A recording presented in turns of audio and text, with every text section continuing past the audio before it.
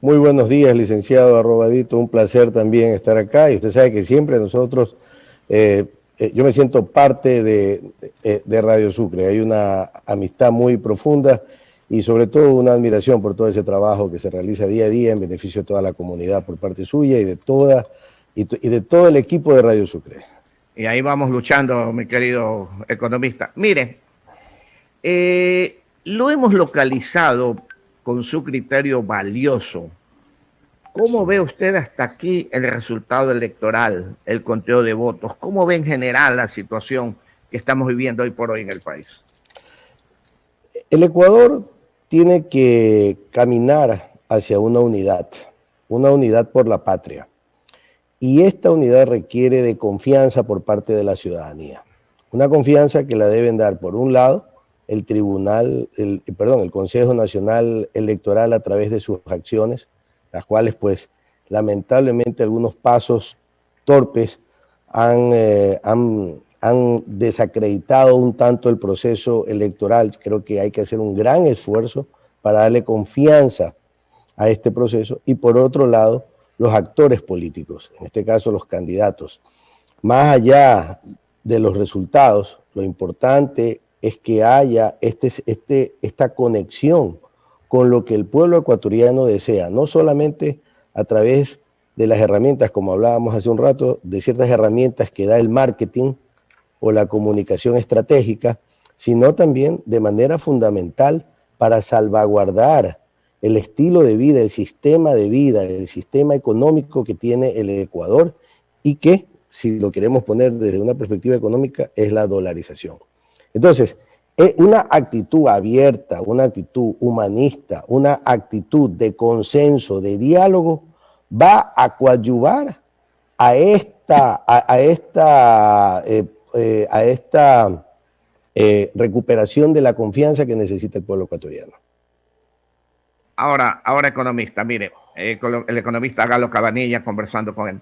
Hay una situación que realmente al Ecuador en estas últimas horas lo ha llenado de tranquilidad, si se quiere, y de ver la actitud tanto de los dos candidatos con la petición del candidato Pérez, Yacu Pérez, a un reconteo de votos. Aceptándolo el candidato Guillermo Lasso, ir hoy a la capital, me imagino que debe estar viajando, ¿no es cierto?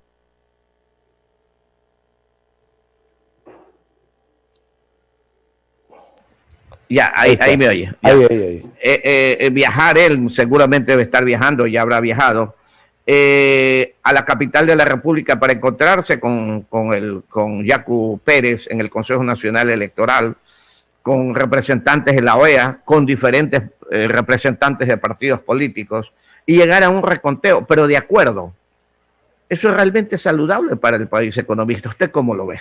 Totalmente saludable. Es esa reconciliación que se necesita, de una fuerza o de otra, pero es esa reconciliación que se necesita con el pueblo ecuatoriano. El pueblo ecuatoriano tiene problemas gravísimos, como usted sabe, Vicente, problemas económicos. Estamos frente a una crisis que cada vez, que ahorita está un poco dormida por los créditos que hemos recibido, pero que pronto va a comenzar a darnos duro. Estamos con un problema de salud por una pandemia, de educación, etcétera, de seguridad. Entonces, claramente, el pueblo ecuatoriano necesita ver que los candidatos son capaces de abrirse a las necesidades, de llegar a consensos, de ser reales representantes de la diversidad que existe en el Ecuador. Tenemos nosotros que orientarnos a eso, a ser inclusivos en el Ecuador. Y esa demostración del señor Lasso con respecto al pedido del señor Pérez es parte de esa inclusión que se requiere en el Ecuador y a la cual estoy seguro se unirán muchas fuerzas políticas en beneficio del Ecuador. Eso es importantísimo para el país. Ahora, ¿qué va a pasar con el reconteo de votos? Bueno, el reconteo de votos, pues lo que tendrá que decir es pues la realidad con respecto a los resultados que se han obtenido y yo esperaría realmente en honor a la confianza que le digo que deben brindar las instituciones y los procesos, especialmente un proceso electoral de esta dimensión, pues que se ratifiquen los resultados y que de esa manera puedan caminar juntos. Economista Cabanilla, 8:18, estamos conversando con el economista Galo Cabanilla sobre el proceso electoral. Se acerca una segunda vuelta. Tenemos menos de 2 meses ya para una segunda vuelta y con todos estos problemas que en estos momentos se han presentado, mucho menos. En esta segunda vuelta, me atrevería a pensar, le digo sinceramente, que con todos los números que hemos visto se va a quedar Lasso. Para muchos, Lasso no es un buen candidato, Yacu es un mejor candidato, todo esto en función de el correísmo. Sinceramente, el uno o el otro. Para usted, ¿qué cree que pasará en una segunda vuelta si los dos, tanto Lasso como Yacu, realmente están pensando en erradicar el correísmo en el Ecuador, esa política absurda y bárbara que se ha cometido a través de una serie de delitos penales que lo conoce el país, y sanciones y ya sentencias penales, etcétera, etcétera, etcétera? ¿Qué va a pasar con cualquiera de los dos candidatos? Todos estos temas negativos que usted acaba de mencionar, si se los quiere erradicar o si se los quiere bloquear, tiene que ser a través de una unidad. Eso es claro. Y por eso es que le hablo yo de la necesidad de esta reconciliación y de este consenso. Ahora, yo le planteo una cuestión. El correísmo como tal tiene un nicho que es limitado. Asimismo como los extremos, si hablamos por el lado de la derecha, tiene un nicho también. Lasso lo demostró. Pero ¿cuál es el que va a obtener el mejor resultado? El que tenga la capacidad de abrirse a la diversidad del Ecuador. El que tenga la capacidad de conversar, de llegar a consensos. Que no venga con ideologías, entre comillas, improvisadas o que tienen un interés particular, sino que piense realmente en lo que el Ecuador necesita. Es ahí donde los candidatos tienen que demostrar su capacidad para gobernar un Ecuador diverso. Y ese es el que va a poder obtener toda esa diferencia, porque finalmente usted se da cuenta que hay dos nichos a los extremos. Y el fuerte está en el centro. Y ese centro es el que tienen que captar los candidatos con apertura, con filosofía política, entendiendo que la política es una ciencia, entendiendo sociológicamente, antropológicamente, la realidad del pueblo ecuatoriano para no cegarse o limitarse a ciertos paradigmas que pudo haber tenido en un momento dado, pero que ya a la hora de gobernar tiene que romperlos. Economista, 821. Es una gran verdad. Se habla de conceptos, generalmente los candidatos hablan de conceptos, pero estos conceptos generalmente no se lo aplican cuando llegan al gobierno. Por ejemplo, vamos a hablar de economía. Hemos hablado aquí en varias ocasiones con ministros de economía, en varias ocasiones con presidentes de la corporación financiera, etcétera, etcétera, parte económica del país. Y donde llegamos a ver que un país, que Ecuador, un razonamiento nuestro, no es un país pobre, pues, es un país sumamente hiper rico y que tenemos la capacidad actualmente, aunque la balanza comercial, como dicen los amigos de la sierra, va tas con tas y generalmente ha sido negativa para nosotros. Ahora tratamos de llegar a equilibrarnos y de tratar de sobrepasar, o sea, de vender más y comprar menos. Pero con todo eso, nosotros pagamos un carro que en Miami vale $20,000, aquí pagamos $60,000. Y lo pagamos. Un par de zapatos que allá vale $25, $30, $40, aquí pagamos 120 y 160 los que no pueden viajar. Una camisa de igual forma. Productos de allá definitivamente. Materiales para la agricultura, materiales para la construcción, para carreteros, equipos pesados, un tractor que vale tanto allá, cuánto nos cuesta aquí, y etcétera, etcétera, para la agricultura. ¿Qué es lo que pagamos nosotros? El 5% de salida de capitales, el 12% del IVA, más los aranceles, y lo pagamos. Primero. Segundo, quiere decir que si pagamos esos valores, tenemos billetes. Primero. Segundo, hablando de capacidad de pago, economista, 823, los chulqueros. A la gente pobre, los chulqueros, les prestan al 10% diario, que significan unos al 10, otros hasta el 20%, que significa el 300% mensual, que si hablamos en un año estamos hablando de 3.600% mensual. A un pobre hombre que tiene una esquinita que vende frutita y que necesita un capital de $200, le prestan los $200 al 10% diario. Tiene que pagar el 10% de $200, son $20 solamente de intereses. Al que vende su carachela ahí que tiene confites, alguna cosa, necesita $20, $50, les prestan en las mismas condiciones. ¿Qué hacer para pasar a pagar, o sea, para solucionar estos problemas gravísimos que tenemos en el Ecuador? Y que eso, si se soluciona, realmente tendríamos un paso enorme para ir hacia adelante. Técnicamente, hoy por hoy, los productos que exportamos ya superan el ingreso que recibimos por el petróleo. Y eso es una buena noticia.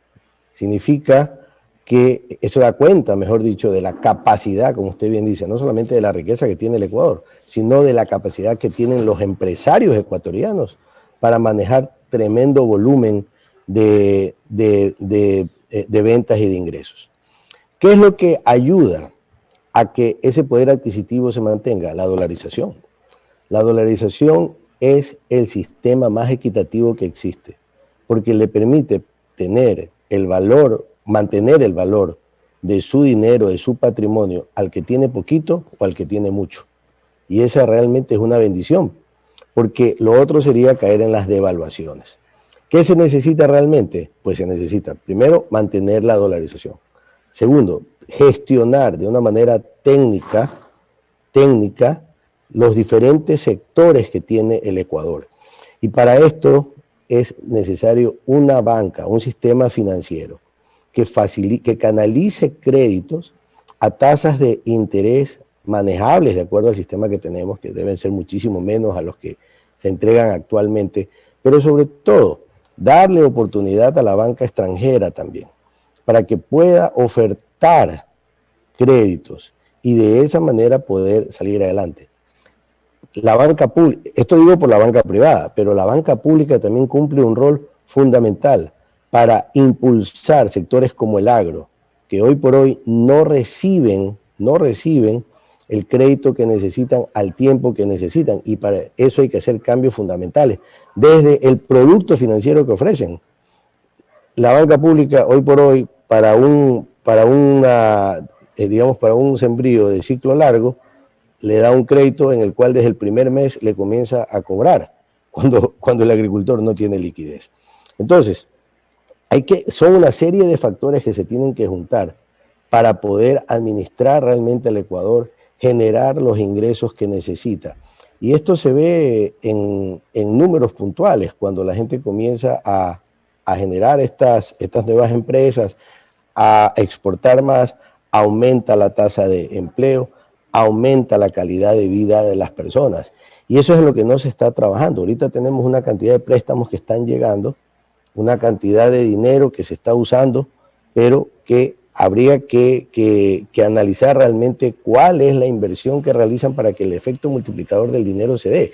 Cuando usted invierte en gasto corriente, el efecto multiplicador del dinero es cero prácticamente. Cuando usted invierte en gasto de inversión, el efecto de multiplicador del dinero es 1.25. Ahí comienza usted a recuperar realmente la economía. Entonces, nosotros necesitamos utilizar bien los créditos actuales y necesitamos estar conscientes de que el impulso al sector privado, el impulso a la empresa, la facilitación de créditos a la empresa sin condiciones que pocos las puedan cumplir, sino que la mayoría pueda cumplir, y es lo que va a generar realmente un crecimiento económico. Ahora, economista Cabanilla, 8:27, 8 de la mañana y 27 minutos en Radio Sucre, la frecuencia deportiva y noticiosa. Play, 95.3 FM, sistema 2080 y en todas las redes sociales para Ecuador y el mundo. Economista, más allá de todos estos detalles, Ecuador es un país quebrado hoy por hoy. Exceso de deuda externa, exceso de deuda interna, se quiere una ley, se quiere llevar al Congreso, al Congreso, que ya prácticamente la echaron, la devolvieron, para que sea autónomo el Banco Central del Ecuador, para que no venga cualquier aventurero que en algún momento llegue a ser presidente de la República, le meta la mano a la plata que no es de ellos, etcétera, etcétera. No lo han aceptado. ¿Por qué? ¿Quién sabe? Ante esta situación, este panorama que vive el Ecuador, de deudas excesivas, el nuevo presidente, ¿cómo va a solucionar ese problema económico grave?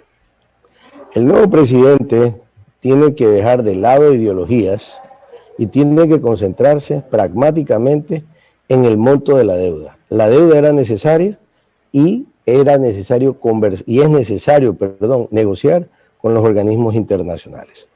Internamente va a haber medidas duras que tomar y eso el pueblo ecuatoriano está consciente. Lo que el pueblo ecuatoriano no quiere es que solamente sean sobre los más pobres los que recaigan estas medidas. Ahora, hay un tema que es fundamental, que tiene que tomar en cuenta el nuevo gobierno y que se ve en gobiernos de países grandes como Estados Unidos u otros, que lo que no se puede dejar de caer es el consumo. Por lo tanto, aumentos impositivos, aumentos de aranceles, restricciones de crédito, cualquier medida que limite la actividad económica o que limite los ingresos de las personas, o sea, la caída de la dolarización, etcétera, va a ser negativo para la calidad de vida de las personas, para la economía como tal, individual y colectivamente. Es fundamental impulsar el consumo. Vea usted en los Estados Unidos, a las personas con desempleo y que cumplen ciertas características, les está llegando un cheque de $2.400 mensuales. No podemos llegar a esos niveles, pero sí podemos aprender de la política. Lo que se está pretendiendo en los Estados Unidos es que no caiga el consumo y de esa manera mantener la dinámica económica, los empleos, los ingresos, hasta irse y creando valor hasta irse reactivando. Economista Cabanilla, antes de finalizar, 8:30, la universidad a quien usted representa, ¿cómo va aquí en Guayaquil? 8:30. Muy bien, muchísimas gracias. Nosotros estamos con una tecnología de punta para la educación online en la UTEC, en la Universidad Tecnológica Empresarial de Guayaquil. Hemos ampliado sustancialmente nuestra oferta, tanto en grado como en posgrado. En posgrado tenemos en grado tenemos carreras como Derecho, carreras en la parte tecnológica, en la parte logística, en la parte de ciencias sociales, por ejemplo, carreras como Psicología. Y en posgrado tenemos maestrías en Derecho Constitucional, en Administración Pública, en Desarrollo Local, en Innovación y Desarrollo. Todos estos temas, tópicos, especialidades que necesita el Ecuador para poderse desarrollar. Y gracias a la tecnología que se facilita a través de nuestra metodología de educación online, podemos llegar a todos los puntos en el Ecuador. Eso es fundamental porque la educación es el factor movilizador para el desarrollo. Qué bien, mi querido economista. Algo más para finalizar y agradeciéndoles nos haya atendido el día de hoy. 29, 28, ya cayó palito, 28 y las 9, economista Cabanilla. Bueno, muchísimas gracias, Vicente, como siempre. Una felicitación a la familia de Radio Sucre y que estemos atentos a lo que está pasando en el Ecuador, que estemos atentos, que opinemos, porque la democracia es eso. Lo que nosotros tenemos que cuidar aquí es la democracia. Tenemos que cuidar nuestro sistema económico, nuestro sistema de vida, y para eso, pues debemos tomar la decisión correcta y votar adecuadamente en las próximas elecciones. Muchísimas gracias. Muchas gracias al economista Galo Cabanilla, rector de la Universidad Empresarial Técnica, la Universidad Técnica Empresarial aquí en Guayaquil. Muchas gracias, mi querido economista Cabanilla.